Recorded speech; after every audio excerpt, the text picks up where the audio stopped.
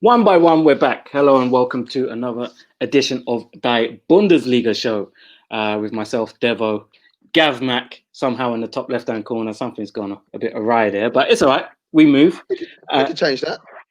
It's fine. Hey! Technician in the house. And Florian, how are you doing, my friend? I'm fine, but a little tired because I watched the whole damn US election last night. Yeah. So did I. I didn't wish to, but my daughter wouldn't sleep, so I ended up watching it as well. I know the feeling. Yeah. Maybe that's the reason we all have glasses in the face today, so no one can see our tired eyes. Well, we got no sunglasses this week, so it shows that. I've had more kip since last week. Last week was tough. Yeah.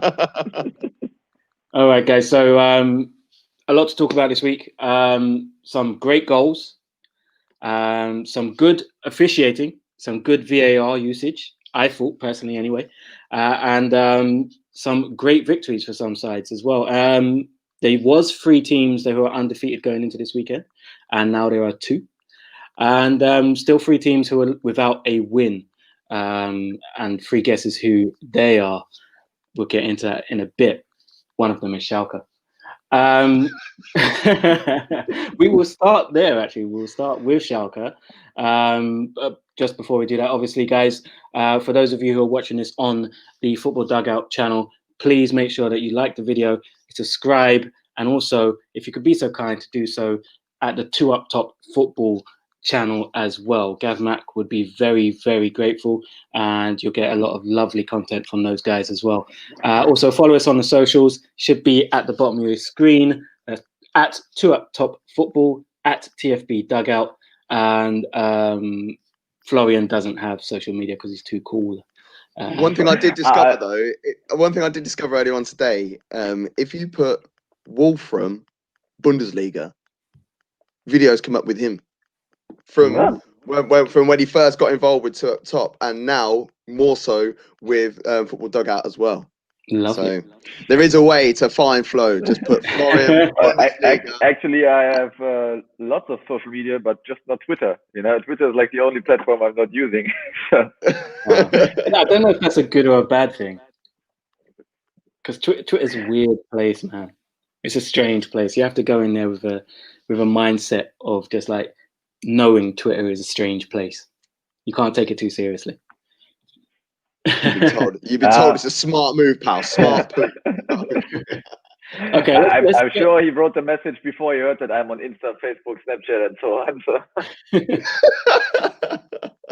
Let's move on to the first game of the weekend that we're going to discuss, and that is Schalke at home to Stuttgart.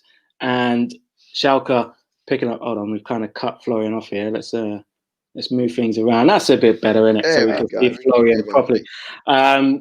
Bit of a close up there. I need to sit back. Schalke, you'll be able to decipher my age. Schalke at home to Stuttgart. Schalke took the lead in this game, which is the first time they've done that in a very long time. And we actually cracked a few jokes about it in the WhatsApp group. But lo and behold, they weren't able to keep it. End up with a draw, which is akin to a win for Schalke these days. A much better performance from them, I believe, in this game. But I mean, is there any respite for Schalke? Can you see them picking up a win at any time soon? I'll come to you first, Flo. What do they have to do to turn the corner? Well, actually, they just needed to play a cup match against the 4th league squad. So they had their first win of the season yesterday in the cup. But I have to tell, it was a very tough game for Schalke. The amateur club was leading 1-0. Schalke turned it around, but had a penalty against them, and Fährmann saved it. And in the end, they had 2 counter-attacks, scoring the 3 and 4-1, and reached the next round. But that's a small step. And their coach, Manuel Baum, he just compared them to a bottle of ketchup before the match. He said, you have to push more and more on the bottle. We like the bottle, and someday we will come out and everything will come out. I don't know. I leave it to that. Can't imagine it will be that successful, but What an somehow analogy.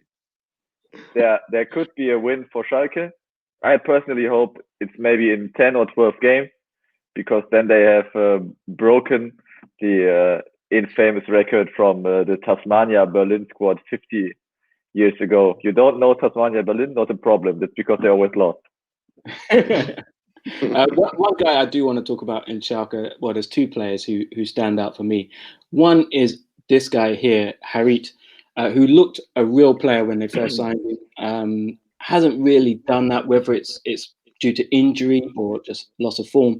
But how integral is he to any sort of form that Schalke will wish to pick up, Gav? They need all the help that they could get right now.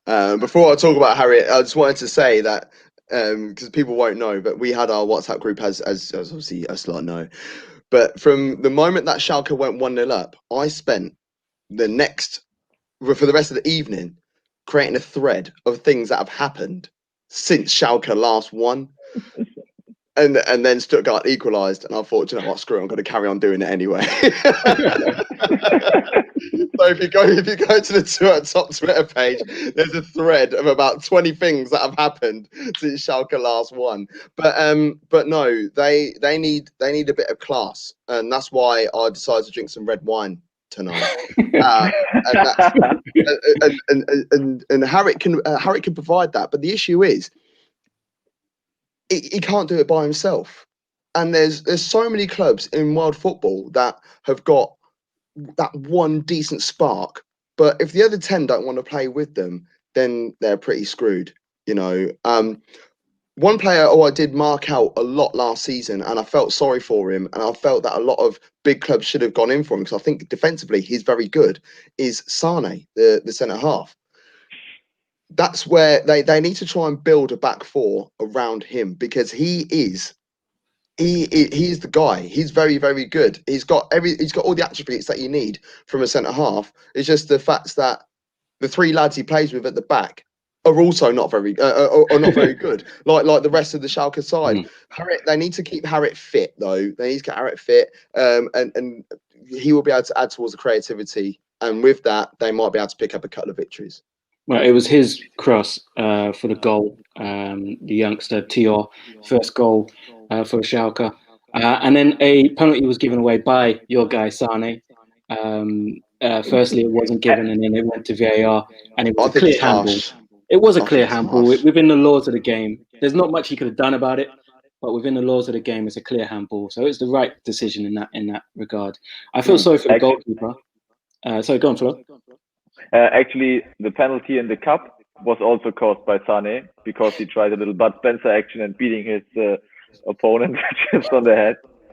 Maybe Gav, you should overthink your. Honestly, though, on the whole, Sane he's a good defender. He genuinely is. You know, he's got the world on his shoulders. That's what it is. We know what Gav's like with bigging up players. We'll come on to that a bit later in the show. But he had a bit of a howler with this one as well. You make me feel uneducated, bro. To move on to Stuttgart, Stuttgart will be a bit upset they didn't win this. I think on the run of play, they should have probably picked up the 3 points. Just a personal thing where it's not just you, Gav. Kaladzic, I put him in my dream team and made him my star striker, and he came off at half time. So it's not just you. We all do it. We all do it. Stuttgart, a point away from home at Schalke. I saw the manager say afterwards that they're pleased to get that. I can't see how they'd be pleased, considering how bad Schalke have been. But as we said before in the last few shows, they'll be fine. They'll be fine. Yeah, but you have to remind that Stuttgart is coming from second league and has two relegations, or has had two relegations in the last 4 years. So if the officials were saying after a match at Schalke, a club which is settled in the Bundesliga, or which is one of the 7 best clubs in Bundesliga history, and just saying that, yeah, okay, this is not enough for us, and we need to achieve more, they would cause a problem regarding the expectations of their fans. So they were just trying to slow it down a little, that they stay in safe waters this year. That the expectations of the fans and the media around Stuttgart is not too high. I believe that's the reason why they were acting like that. I mean, like, if you turn around to any Stuttgart fan at the beginning of the season and said after 6 games you would have only lost 1 game, they would bite your hand off with that, I think. Yeah. So That's for sure. even though it is Schalke and Schalke are awful, you know, it's still not a defeat, and they are away from home. So I'd be disappointed that I'd only walk away with a point from that game. But on the grand scheme of it, to look that you've played 6 games, won 2, drawn 3, you know, I'd be happy with that. And another promoted side is up next, and that's Arminia Bielefeld. At home to Dortmund, which is a bit of a local rivalry. Dortmund haven't won there in over 20 years, but they have now. No Haaland, no problem, as long as you got Mats Hummels. A brace from Hummels took the 3 points in this game. And for me, Dortmund looked like a cohesive unit again. They were playing some really good stuff. Could have been more than 2. Ahead of Die Klassiker next weekend, which we'll get into a bit later. But Dortmund now has 4 wins in 4 and 4 clean sheets in 4. They've got to be pleased, Dortmund fans, right? Gav? Definitely. They've only conceded 2 goals this season, so they should be very happy with that. You know, it was a bit of a rocky the first couple of games, but yeah, as you said, 4 wins from 4. That's what you want, and it's not just 4 wins from 4; they're 4 convincing wins from 4. So yeah, you could say, oh yeah, they only scored 2 goals in this game, but it was never in doubt. All 11 players, oh there she goes. All 11 players wanted to play for each other, didn't they? So you know, why would you complain with that? Yeah, and you know, obviously a local rivalry, and Bielefeld having the good record that they had. Would Bielefeld have come into this game thinking that perhaps they could have taken something from this flow? I believe they were very, very focused on defending. They would just wanted maybe or trying to achieve a 0-0 at the end, but I can't imagine that they really had high hopes or high expectations to win. These aren't the games they need to win at home. They need to win at home against Schalke, Cologne, Mainz, something like that. So I think for Bielefeld it was just some good kind of experience playing against Dortmund, playing against those players, maybe growing a little bit through these experiences. And 0-2 is quite an okay result. They will focus on the next games and try to take the best from that one for the next game. And just a words on Mats Hummels, who has 3 goals in 2 games now, but also picked up a bit of an injury at the end of the game. That's going to be a massive blow if he's out for any length of time for Dortmund, especially with the game that's coming up on the weekend. Looks like a thigh injury as well, doesn't it? Well, I see you don't follow Mats Hummels on Twitter. We were talking about Twitter just a couple minutes before. He tweeted, was it yesterday or the day before yesterday? Tweeted like, okay, bad news, I'm injured.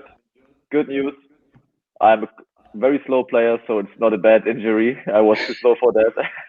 I'll be fit for the match on Saturday.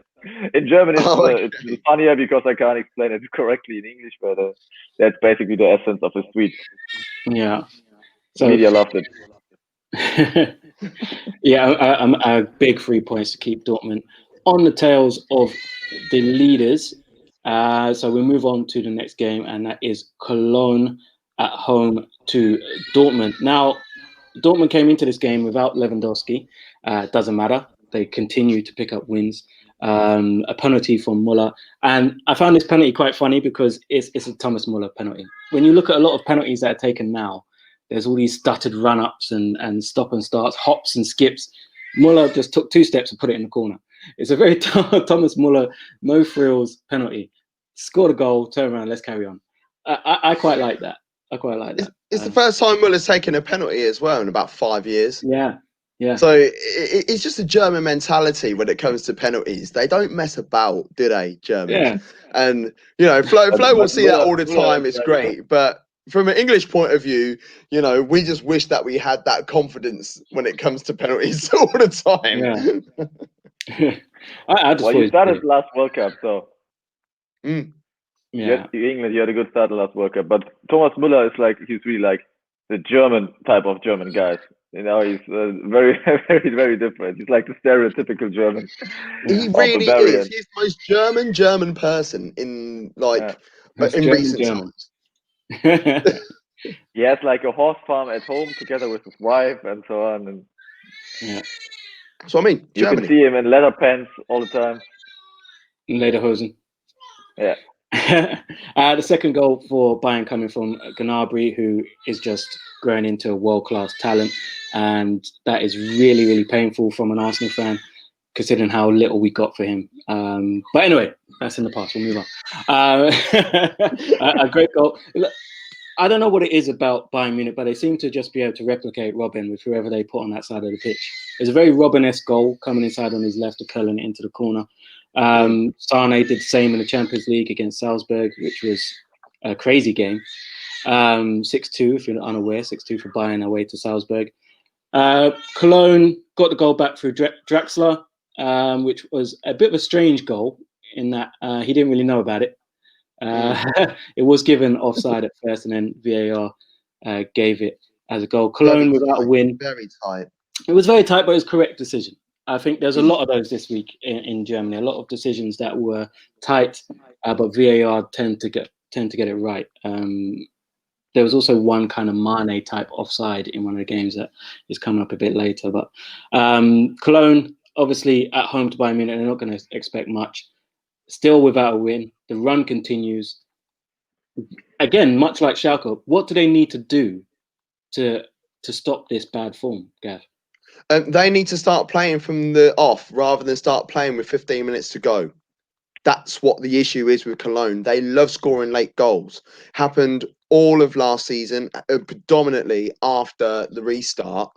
And it's happened again this season. You know, it was only a couple of weeks ago. They were, what was it, 3-0 down or whatever. They scored 2 in the last 10 minutes again, last 10, 15 minutes.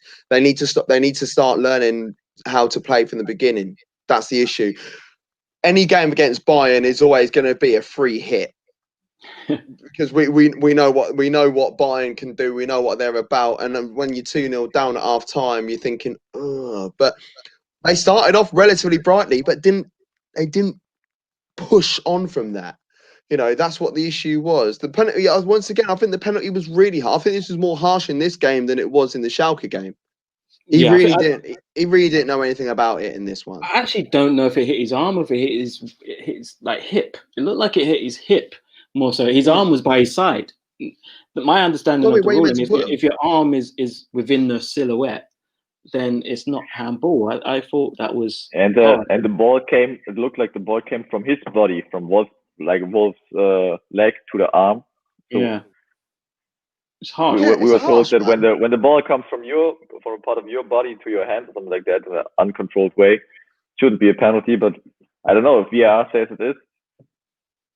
Yeah, I don't understand the hand rule anyway. You know, who are we to complain? What do we know? But no, I think it's incredibly harsh. But yeah, Cologne need to get on a bit of a run with teams in and around them, and they also need to be awake from the first, from the off. You know what they need? They need an early goal in a game, and see how they pan out from there. I think that's what they need to start turning things around. But I fancy Cologne to stay at more so than Schalke all day. 100%. Maybe Cologne just need to write to the German FA and say, look, can we just have late kickoffs? Because we start really badly. Can we only play for 15 minutes? Can we start the game from 74? You know, then other than that, after that, they'll be fine. Yeah. And just a word on my favourite player at the moment, Joshua Kimmich, who was integral to the second goal, won the ball back, spread the ball out. I just like talking about him. So that's fine. Yeah. Should we do a show one day of just Joshua Kimmich show? Yeah, just have a poster of him in the back. Yeah, Kimmich show. I'm up for that. I love him. What a player. Well, let's move on from a player that we all love to a player that Gav absolutely loves. And that is Andre Silva and his best mate Bas Dost at Frankfurt. Do we have to? Well, we know it's your favourite thing to talk about. He just keeps scoring, Andre Silva. He just won't stop scoring. But such dead goals. Oh my God! Honestly, like Some people will look at it. You have to be there to put No, yeah, it's the thing. Some people would turn around and be like, well, he did everything he needed to get himself in that position. No, he just walked into the box. You know, the ball was put on a plate for him. I fancy myself. I was a striker when I was a kid, and I moved back to a left back position. But I will still fancy myself as a aged left back to get into that position and tap it home. I don't know if With he's my right foot. as a left back. In Germany, we actually call him the Frankfurt Thierry Henry right now. What? Oh my god! Cut the show. Cut the show. Oh my! You cannot do that. That's wow. That made me throw up in my mouth. Oh my god! I don't know what to say to that. I don't know what to say. Don't worry, it was a joke. Yeah, I mean it's a poor joke. But... No, I'm still. But yeah, we was just talking about the same conversation. We were just talking about VAR, and there's an incident of VAR in this game where Frankfurt had a goal disallowed by Kamada in the first half, and it looked a bit like I don't understand what the check is for here, and it was another one of the Mane situations where the shirt sleeve was slightly ahead of the defender as the through ball was given to Andre Silva, I believe it was, who missed. Well, his shot was saved, and then Kamada put in the rebound. Things like that. I know, obviously, the argument with offside is offside. There is no, the line is there. You're either one side of it or you're not. So when it's tight like that, I suppose you have to give it. But it just seems like it's a bit too much. There has to be some sort of advantage for the attacking player somewhere down the line. I just think maybe they need to review that. They're actually looking at doing something like this in Holland. I was listening to a pod, and there was lots of informed people from Holland that were talking about this thing. They're looking at doing like a challenge, like how they sort of like do challenges in cricket. Like where the umpires call sort of thing. So, if the ball's bouncing in particular, I'm not going to go into too much detail on cricket if no one knows anything about cricket, listeners please and you guys. And I'm not going to do that, especially with the German guy in here, because there's no such thing as cricket in Germany. The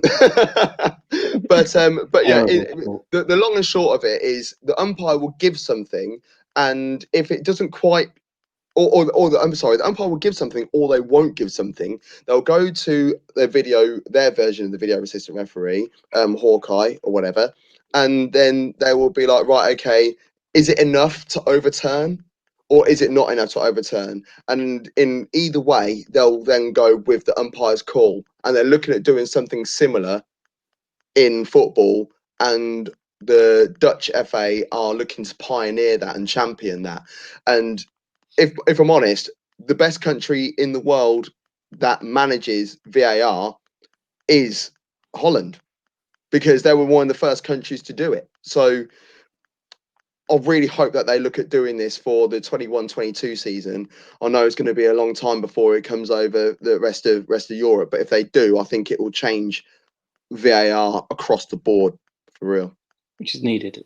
And another incident where I thought VAR, this time I think they got it wrong, and Frankfurt could have been quite upset, is the goal for Werder Bremen. In the build-up, I believe there was a foul on Bas Dost, which wasn't looked at. There was another incident afterwards which was looked at, and I can't remember why. It was on Bas Dost, so it doesn't matter. but I think Bas Dost slipped away before. You don't think that kind of funny? I don't think it was foul now. I think it looked funny because he's awkward. He's just really tall and awkward looking. But I think it was a foul.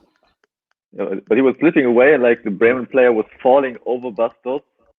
So it was like a little bit for a clip show. But yeah, a goal for the young American Josh Sargent, which is an easy name to pronounce. I think we need more Americans in Bundesliga just for that reason alone. And there's a lot of hype around Josh Sargent. Can he score the goals that Bremen need? Because they're not scoring many, are they? Outside of your guy Bittencourt. Flo, do believe that Josh Sargent is going to be a star for Bremen? Not really. I'm not a big fan of him. I know he's still very very young, so I might be wrong, but he's playing in Bremen now for 2 years, something like that. He was never a big factor, or never showed to me that much potential, because he often misses some chances. Of course, lack of experience, but it's obvious regarding to the age. I don't know. He's just not the type of player I like. Like he's kind of my Andre Silva, but just in playing terms. I don't like his way of playing, but I don't really detest him personally. Yeah. Okay, so I suppose he's kind of like, I don't know, the Dennis Bergkamp to Andre Silva's Thierry Henry. Let's move on. Oh, actually, Bremen are they undefeated in 4 or 5 now? I think it's They're on a bit of a They're five. run, and once again, Yeah. like they're another team. They're another team that have got a decent record. They've got the same record as Stuttgart this season. In fact, it's Stuttgart, Union Berlin, Frankfurt, and Werder Bremen, all with the same record so far. And all 4 of those teams, if you turn around to them and said at the beginning of the season, after 6 games, you only would have lost 1 game, they would all take it. They all would take it, especially with Werder Bremen, how bad their season turned out last year. I felt they were unlucky with a lot of games last year, though. I must say, but they, at the end of the day, they ended up 16th. They had to play a playoff game, and if you don't put games to bed, or you don't finish your dinner, you ain't going to score. I think Sargent is. I don't think it's the real deal. I really don't. I don't think he'll ever play for a top club, like a top 4 sort of thing. But I do feel that he would be one of those sort of players that would be knocking on the door of a top club, and you look back and say, man, he should be, I can see him playing for someone like an Everton, or maybe like a Villarreal, or like just one of those clubs that are just on the cusp of big stuff but not quite there. He's that type of player, but he is only 20 years old. or LAFC. LAFC. I love that kit, by the way. The first nomination for the American national team this week, so maybe this is the first step in the right direction. I'll tell you what, that American national team in a couple of years is going to be it's going to be a bit of a force. They got some real good players coming through in their youth ranks. Let's move on to Augsburg. Augsburg at home to the lowly Mainz. Poor Mainz. After last week's performance, where against Mönchengladbach, where it looked like they could take a lot of positives and almost came out of that game with at least a point, it all kind of went downhill again away to Augsburg. Ruben Vargas with a brilliant goal, overhead kick for the opener. Andre Hahn, with 2 goals and a reply from Owizawa, something like that. My pronunciation is terrible. Onisivo, I'll say. Onisivo, yeah. Onisivo. There you go. I got it. I'll pronounce the W as a V because he's playing in Germany. Yeah, I heard the guy. But real talk is African, so it's Onisivo, isn't it? Onisivo. Anyway, Mainz, they are in massive trouble. And if I'm not mistaken, I think their next game is at home to Schalke at the weekend. That is a massive game. Just to keep the same theme going, what do Mainz have to do, Flo? What is it that Mainz have to do to stop losing games? Well, the first step is the fixture next week. That's a very bright light to the horizon. But I don't know. After the match against Leverkusen and Gladbach, I thought, okay, it's just a matter of time. They maybe get their first win or get their first points if they continue playing like this. But they seem very unstable after they conceded 2-1, of course, and scary. And I really don't know at the moment. Maybe just the whole environment needs a little more to calm down, because they had a bit of trouble a couple of weeks ago with Adam Salai.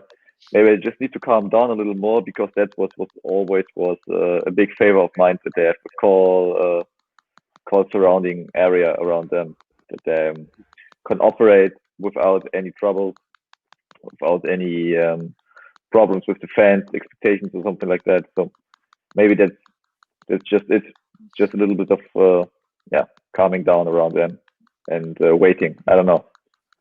Yeah. It's hard to explain if a club is at the bottom of the league having not a single point after 6 matches. Yeah, and it's tough for them because as we said, the last 2 performances especially, they've looked like they've kind of been turning the corner. They could take real positives out of that, and then to lose 3-1 to Augsburg, they were in the game pretty much throughout. So it's not like they got turned over, but that's got to be a massive blow psychologically, where you're playing well but you're not picking up points. What else can they do, Gav? They need to sort out their stuff defensively. They've conceded 3 goals on average, 3 goals per game, and that's the issue. I mean, like last week when Mateta, he was getting involved and he was scoring goals. It's nice, They don't score enough goals, but they don't look that feared in front of goal. They don't feel they don't really play. They don't play without fear in front of goal. They will try and attack, but as soon as they do that, it's absolutely shagged at the back, isn't it? I was trying to think of a nice way to put it, but I can't. And I think before the game, they would have seen that Niederlechner wasn't playing for Augsburg, who's a key man for Augsburg, so they would have probably felt quite buoyed off that. But no, it's not looking very good for Mainz. And yeah, they're at home next week against Schalke, but I can't see them getting any more than a point. In fact, I could actually see Schalke winning that game. Wow! And if they do that, honestly, if they do, I need to add the whole Trump Biden thing to my thread. That I made, because there's even more things that have happened in 2020 since their last win. And Cologne, I don't know. I can't remember who Cologne got off the top of my head. They got Werder Bremen. They got Werder Bremen away. So Schalke potentially. If Cologne win that game and Schalke win that game, there's going to be a big gap between them and Mainz, and then I'm fearful. I'm fearful for Mainz. But yeah, it's defensively where they need to work out. Maybe they need to start thinking about packing out the midfield. Rather than playing wingers, just keep it really tight. Go with a 4-5-1, and just ping long balls into Mateta. He's quick enough, or just play 2 CDMs and a box to boxer rather than someone sort of in behind. I think that's the route that they need to go. And as far as Augsburg, a routine win at home. I think Augsburg are going to be okay. They don't. I mean, they had a great start. They had a little bit of a rock, and this hopefully will put them back on track as far as their fans are concerned. A good home win. We will move on to the next one, which was a bit of a top of the table clash. Gladbach at home, picking up the 3 points against RB Leipzig, and Mönchengladbach off the back of just a brilliant weekend, brilliant week. If you include their win against who did they play the other day? Just yesterday, I've forgotten. Shakhtar Donetsk. That's it. Shakhtar Donetsk, who were top of their Champions League group, and then took an absolute beating, 6-0. A beating's being nice. Oh, absolute thumping. And Gladbach. Before that, they picked up the 3 points at home to Leipzig, gave Leipzig their first loss of the season. And funnily enough, it was a Leipzig player who scored the winner, Hannes Wolf, who's on loan from Leipzig. And this is what I like about German football, because in England, you wouldn't be allowed to play against your parent club. Well, I remember one time actually it did rule. happen. Do you remember? It was Lamana Loire. And it was Portsmouth versus Newcastle, and he was on loan from Newcastle at Portsmouth, I think, or the other way around, whichever way. But they allowed him to play, and he scored. And I just thought, wow, because let's remember from old school Football Manager and stuff. You have a clause when you loan a player, can play against the opposition, can play in cup games. You can say yes or no about those. And it's the same. It's the same with Coutinho. Coutinho, he was on loan from Barcelona at Bayern Munich, and come off the bench and got involved in stuff. So yeah, I think it's silly stuff, really, but it was a really good finish. I think it's just the Premier League that does it, because in Italy, I mean, half the players in Italy are on loan anyway. So I mean, anyone that Juventus would play against in Italy wouldn't be able to play half their team. And they used to have co-ownership in Italy as well. If you remember. So I think it's just I don't understand the rule of not being able to play against your parent club. I don't know if it's put in place because they think maybe that this team is their actual club, so they may do something a bit William Gallas like, where he's threatened to score on goals or whatever. But I don't get it. I don't get the logic behind it, because if you loan a player to a club, you loan him away because he's obviously not good enough for the first 11, for the starting 11, or has no chances at the moment because he came from an injury or something like that. Yeah.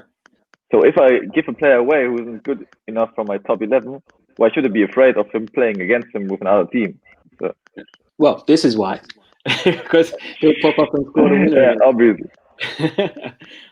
This looked like a good game from what I saw. The highlights, two very good teams going at it. And I just want to say something about Mönchengladbach's kit as well. They wore a special kit to celebrate 120 years, and that's a sexy kit. It was absolute flames. That's what it was. That's the only way to put it. Yeah, go and check that out if you haven't seen it. It's a one-off kit, and I think they should just make that their kit. It was absolute. Do you know what? I'm gonna try and look for it. Yeah, brilliant kit. Have you seen both of the logos? Both of the it's blacked out logos. Yeah, they have like the logo at the moment. Yeah, and then the old logo. At their former logo on the other side. But it's in Germany, it became a kind of routine that clubs celebrate the jubilees against Leipzig, and they have special jerseys against Leipzig. Because Leipzig is a club without any tradition.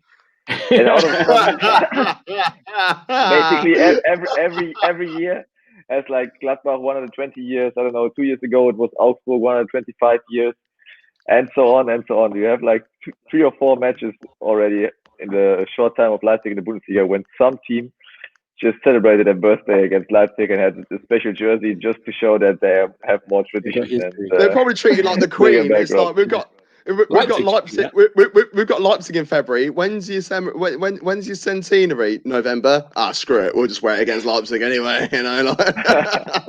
Leipzig should do that now. They should be like, well, this is 15 years of Leipzig, and then just start. They had actually the 10-year anniversary. There you go. Yeah, exactly. And this is actually the first time Mönchengladbach have ever beaten Leipzig. In Leipzig's rich history. But yeah, as I said, it seemed like a good game. Some good opportunities for both sides. Both are in good form. Leipzig just didn't really have that killer touch in front of goal. Jan Sommer made some good saves to keep the clean sheet from Mönchengladbach. Leipzig no longer top of the table. Do you think they're looking to rebound? They've had a tough week, obviously losing 5 to Man United in the Champions League. They got PSG today. If they lose that could be 3 losses on the bounce. Could that be a real big dent in their confidence moving forward, Flo? In terms of achieving the Champions League, I don't believe so, because they're definitely one of the 3 best teams in the Bundesliga.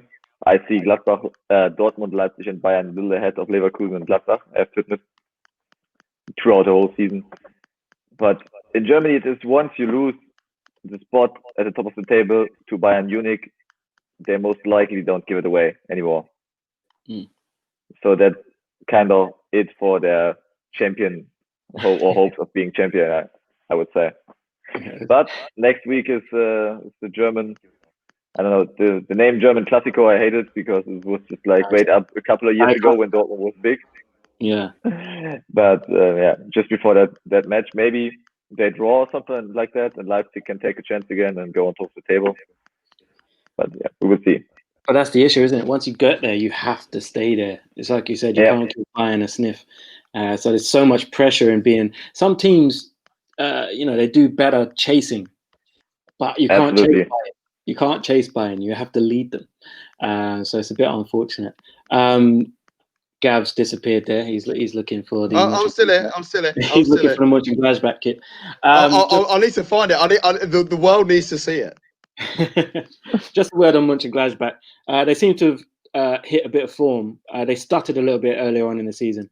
They seem to be hitting some real form at the moment. They're playing some really good attacking football. Do you think that they could keep this up and really challenge, the likes of Leipzig and Dortmund to get into the Champions League again next season? After the last 2 or 3 matches, yeah, I think so. They seem to have found their form, and if they can keep it after the national games break, because that's always a form breaker, or often a form breaker in Germany, they're definitely very strong in the race for the top 4. Okay, Gavin, you. Yeah, I'm still here. It's my camera being a bit of a so and so. But I can tell you that I do have imagery of this kid. So it should be coming up on the screen any second now. So it's just thinking about it. It's thinking about it. It's thinking about it. Swing, swing, swing, swing, swing. Oh, bam! Oh, there you go.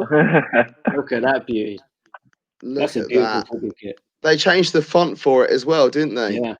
Yeah. Look at like that gorgeousness. I do like that. Absolute stunner. Quite nice, I have to Absolute admit. Stone Cold Steve Austin. And we're going to move on to our next fixture, and this one obviously made Flo very happy.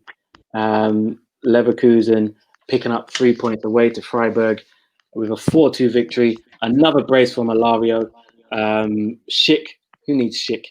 And a goal from Amiri, a beautiful goal from Amiri, and a goal from the substitute Tar as well, picking up the 3 points. Not a very straightforward game. The scoreline, I think, flatters Bayer Leverkusen a bit. This could have really gone the other way early. Early goal for Freiburg from Holla. And Hola, hola, hola. Hola. We the boys. Every time he scores, I sing that. Yeah. What's the other one? What's the Gwen Stefani song? Holla back, girl. There you go. And also the VAR played a part in this one as well, because the referee gave a red card to Sven Bender for a challenge, thinking he was the last man when clearly Tapsoba was right next to him. I don't understand why he gave the red card in the first place, but he was asked to go and have a look on the monitor, changed his mind, gave the yellow card. That could have been a massive, massive blow for Leverkusen, because I believe that was a 1-0, if I'm not mistaken. And that could have been 10 men, 1-0 down, and who knows what could have happened from there. And then the defensive mistake allows Alario to get the first, and really from there, Leverkusen didn't really look back. So Flo, another big win for Leverkusen, 2 more goals for Alario. How happy are you at the moment?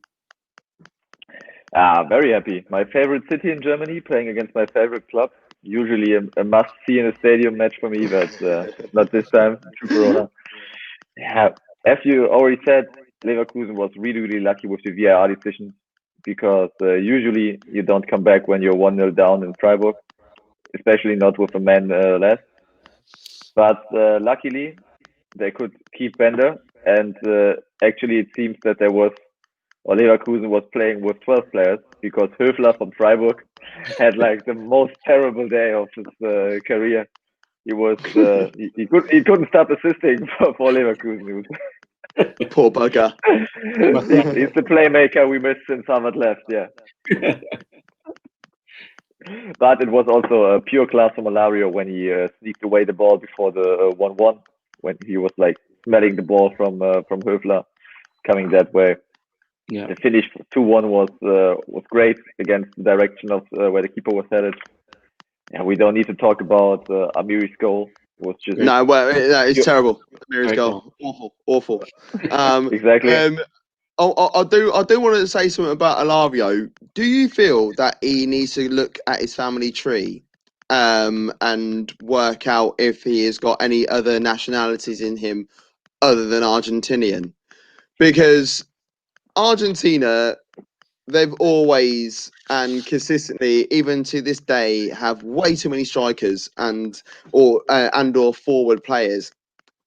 And I like him. He offers something different, but he doesn't offer anything different to the Argentinian national side. Do you feel that he's a bit disappointed in a way that he's 31 years old and he's not going to be able to be a regular for the Argentinian side? No, because actually he's like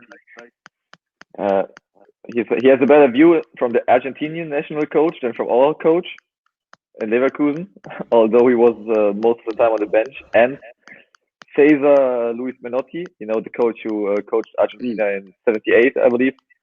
He just said Alario is the second best striker behind Messi in the national team. So he has the support of the public and of the experts in Argentina. So I believe he can play a good role in the national team, at least for the upcoming Copa America next year, and maybe next summer, for the World Cup. But to be honest, after the World Cup 22, he's too old. He's 28 now, and in 2 years he will be 30. Oh, sorry, I thought he was older. I thought he was about 30 odd now. He just looks older. Oh, that's what it is. Not like the two of you who look younger, yeah. Yeah. I got ID'd again the other day. Yeah. Really? You don't think I'm mugging you off? Honestly, I swear to God, honestly. I get ID to buy alcohol or to buy cigarettes, because that would be. Well, you're both 18 for both now, isn't it? No, cigarettes not 16. Has it gone up? No, it's gone up. It's 18 now. That makes sense. Yeah, it was just to buy some filters to go with the old tobacco. And they were like, "Yeah, you've got any ID?" I was like, "Really? Like, do these bags not sell it to you? Honestly." But it is what it is. All right, just a quick word on Freiburg, because our guy Nils Pettersson again scoring from the bench. That's just what he does. The Bundesliga record holder for goals from off the bench. That's 26 now. Yeah, that's crazy. But he's also good as a starting 11. And in the pre-match interview, Christian Streich, the coach, said, "I wish I had two Nils Petersen, one to play from the beginning and one as a substitute afterwards." Well, you never know with science nowadays. They might be able to sort that out for you. Let's move on to the next one. Hertha Berlin, who I have cursed from the beginning of the season, at home to Wolfsburg. And Hertha Berlin just can't buy a win at the moment. There's a lot of chances in this game for them to actually go and get the winner. They just couldn't hit the target for love nor money. Gav's favourite guy, Mateus Cunha, with the goal early on. A bit of a strange one. He slipped when he hit it, but perfect placement. And then Baku with a brilliant strike to equalise. Hertha Berlin now with no win, I believe, in 5. I believe it is now. Down the wrong end of the table. Obviously, for me, they have too much talent in that squad to really get sucked into a relegation battle. But will their fans start to worry? Especially as well as when you look at how good Union are doing, and you're supposed to be the club in Berlin, and you're sitting quite far behind Union as well. Gav, do you want to start, because you're like original Berlin guy? Or wait? No, he's disappeared. He's not happy with that. He's gone. Okay, so I take on the Berlin role. Yeah. I guess the Hertha fans will start complaining someday that Union is going their way, but Hertha not. But I believe until the winter transfer window, they will be a little bit will stay calm, because there's a lot of money in the club now. Maybe they are able to sign 1 or 2 players in the winter, just check them a little and play a better second round of the Bundesliga. But it's definitely not what Hertha was expecting. Bruno Labbadia is waiting. Yeah, for his 100 wins. Yeah, for his 100 wins for 5 games now. Yeah, they have spent some money at Hertha Berlin, so they've. That's exactly why. They kind of suckered me in to believe that they would be doing very well this season, because they've bought some really good players. That that's just not clicking at the moment. And on the other hand, Wolfsburg are still. They've got another draw. Have Wolfsburg lost this season? Are they still undefeated? They're still undefeated, aren't they? But it's all draws. I think they've only won one game, and they've drawn nothing worse. Yeah. So, I mean, after last week's win at Bielefeld, another draw. So they've gone back to what they know best. It's a bit of a strange one with Wolfsburg. Good team, just can't score goals. They're not scoring enough goals this season to really push on. And Gav is back. There he is, as if he never left. So your guy, Cunha, we just talked about Hertha Berlin. And What a player. yeah, and Berlin's worries, considering that Hertha is supposed to be the team in the city, and they're being outshone by the Union Berlin boys. How do you think that will make Hertha Berlin fans feel? Well, the fans will be livid about it, but I feel that for the players' point of view, it's sort of helped buoy them on a little bit. I think they're one of the most complacent teams, and I used to say it quite a while ago. In fact, it's when I moved to Berlin about 4 years ago. I was like, right, okay, I'm going to adopt Berlin, Hertha Berlin as my club. And I looked at their record and stuff over time. This is when they had like who did they have there? They had who's the man at Solomon Kalou. From Chelsea, Solomon Kalou. They had Ibisevic and stuff. At home, they were quite solid. They were quite comfortable. But then away from home, they were awful. And now I feel that when they're at home, they expect to win. Mm-hmm. Whereas they still try to win before. But you mentioned that at the beginning of the season that they're your dark horses for getting into Europe. I didn't say that. But to be fair, Flo said it's obvious, and if I'm honest, I sort of backed you as well. If they carry on the way they do right now, either the 21-22 season or the 21-22 season or the 22-23 season, they will be 16th at best if they carry on the way they are. Wow. Yeah. Heard it here first. Heard it here first. Now they're going to win the Bundesliga now. They're going to win it. They're going to win the Bundesliga in a couple of years. Oh, he sat there with more egg on my face. Yeah, well, talk about egg on your face. Let's go to our last game, and that is Hoffenheim at home to Union Berlin. This was a good game. Boy, I was gassing up as well. My boy, you gassed up Robert Skov, and he came on as a sub quite early, to be fair, and then saw himself sent off in the 58th minute after having glowing praise from Gav last week. He is a good player, and if anyone who watches Bundesliga football, they can see him do what he does. He's a wing back, but he's a very he's a winger who plays in wing back. And right? perhaps that would have been better for him to be up the other end of the pitch, because the penalty he gave away was a poor penalty to give away. It was just foolish. It might not have been the biggest of push in the back, but it's a push in the back when the guy's clean for on goal. Referee had no choice other than to give the penalty and send him off. And then from genuine attempts to get the ball. So, but then like, no, he's made no genuine attempt to get the ball. Yeah. But like that's the thing. Like it's mad because the game turned out. Oh, we've lost you. No sound. We can't hear you, Gav. He's gonna keep talking. And he's just continuing. Yeah, we can't hear you, Gav. Sorry, you've lost you there. But we will talk about the game. It was a good game with chances on both sides. Union Berlin, a very good, solid unit defensively, I think, and they played really well. And they've got a player in Max Kruse who has been around. He's been around the Bundesliga for many years, scored goals everywhere he's been, and he kind of just makes the team look a little bit more, smart moving forward. He's very clever with his runs. He's not the fittest, he's not the quickest, but he's very intelligent. And it was him who had the penalty. And I believe we have a fact coming from a Mr. Florian. So Florian, just before we let you go, I'm just gonna. Wolfman's words of wisdom.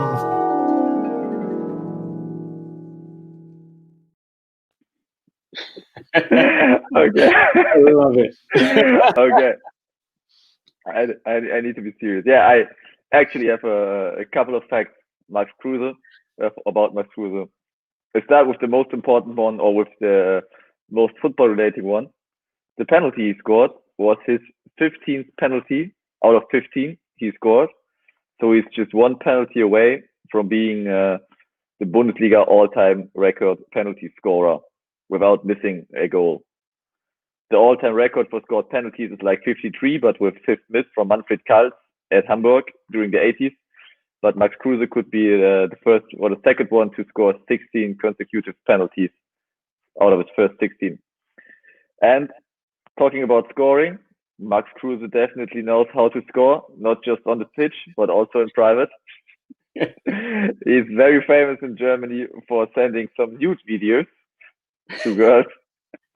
those videos and some I don't know, male voices, something like that you do on WhatsApp, occurred a couple of years ago, where you could see like his third leg. Maybe that's the reason why he scores so often.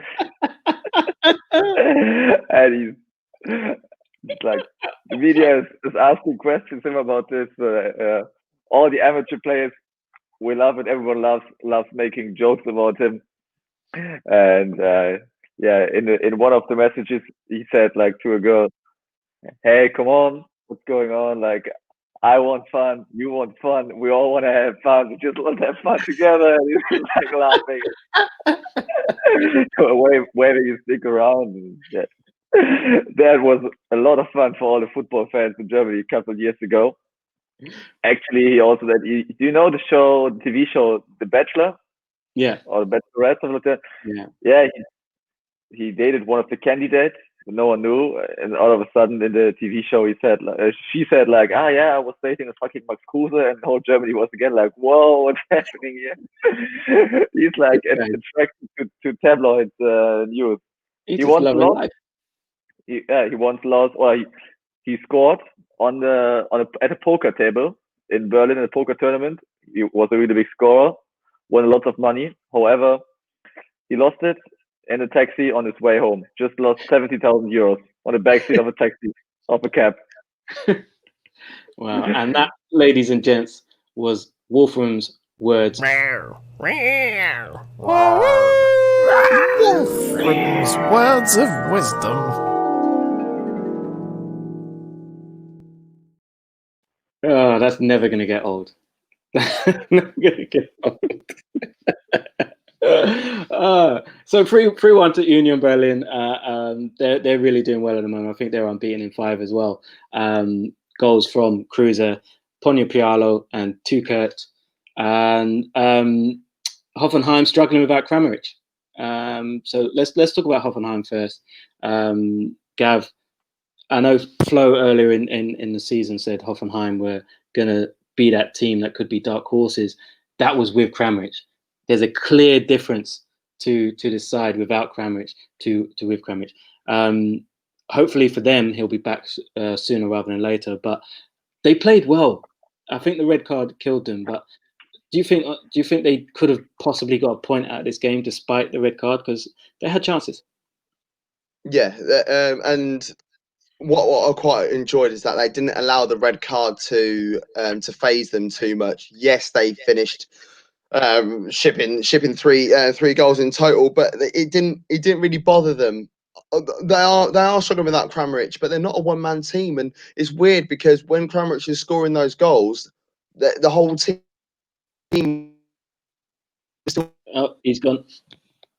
He's in the matrix. Working together. But I don't understand what the change has been since then. I mean, like Yeah. Are you there? Can you hear me? Yeah, we can hear you. We can hear you. Yeah.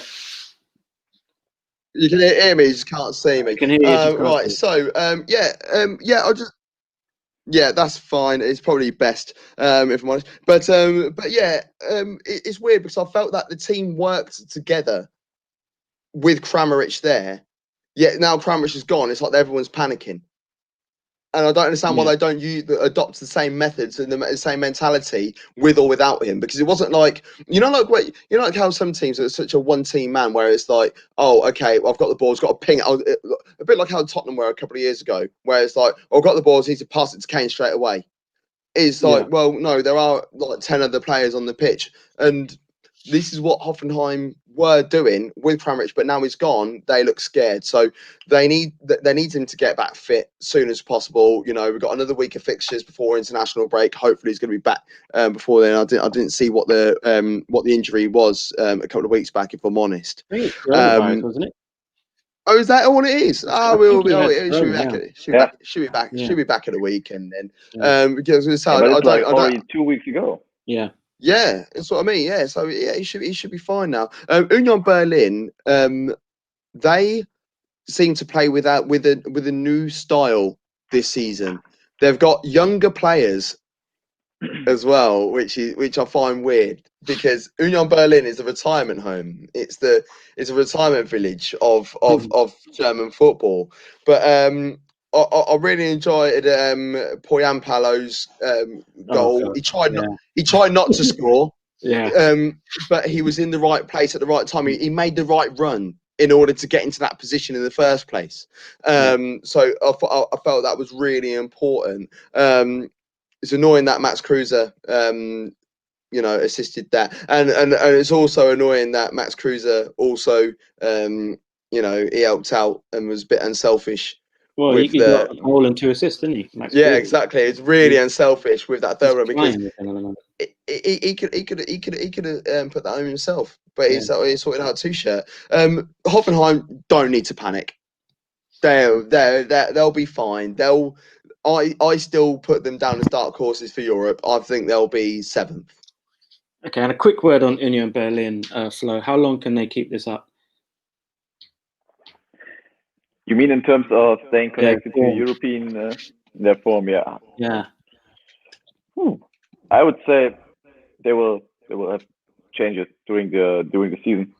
Can believe what's the fixture next week? So if you tell me the next week's fixture, I would say we can do that, actually. We can look at the fixtures right now, actually. So these are the fixtures for the weekend. Union Berlin are at home to Bielefeld. Okay, they can keep it up at least 1 week. Okay, so let's go through the fixtures, starting with Friday. Gone full screen there for you guys. Bremen at home to Cologne, the Friday evening game. Saturday kickoffs, 2:30 kickoffs. We have Leipzig at home to Freiburg, as Leipzig will look to get back into the win column. Union Berlin at home to Bielefeld. The big 6-pointer at Mainz. Mainz at home to Schalke. Massive game, that one, already. And Augsburg at home to Hertha Berlin. Hertha Berlin looking to put a win on the board. Stuttgart at home to Frankfurt. That should be a good game, a sneaky good game there. And then Die Klassiker, obviously. Dortmund at home to Bayern. That's a massive game, no matter what time in the season that it pops up. Sunday, the early kickoff, Wolfsburg at home to Hoffenheim. And then your boys, Leverkusen, and the 5 o'clock kickoff at home to Mönchengladbach. Some good games. Some good games coming up this weekend. I can't see a bad game this game week. I think game week 7 is going to be the best week this season. Not to date, like this season. There's there's so much on every single game. Pop that back there. And that's the thing. I mean, like, let's have a look. Bremen versus Cologne. Cologne need a win. Bremen have had a really good start to the season. They need to get somewhere. Freiburg, they don't need to be slept on. Leipzig, can they get a result tonight against PSG? If they don't, then there's more added pressure on them to get a win. Union versus Bielefeld is probably going to be the dead game of the weekend. Let's be honest. Right. Well, the form that Union are in, they're playing some good stuff.